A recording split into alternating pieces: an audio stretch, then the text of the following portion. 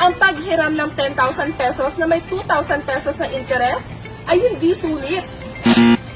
Ang paghiram ng 20,000 pesos na may pagbabayad na 5,000 pesos na interest ay hindi sulit. Kung kailangan mo ng pera ng madalian, tapos nag-apply sa isang online na pautang, Paano ako mag-a-apply? i-click mo lang ang link sa ibaba ng video na ito upang ma-download ang app. Gamitin mo lang ang numero ng telepono at ID card upang suriin ang limitasyon ng iyong pautang. Ito ay autorisadong platform na kinokontrol ng SEC. Hanggang 30,000 talaga ang iyong loan limit. At ang interest lang nito ay 0.05% lamang. Pwede mong bayaran until 12 months.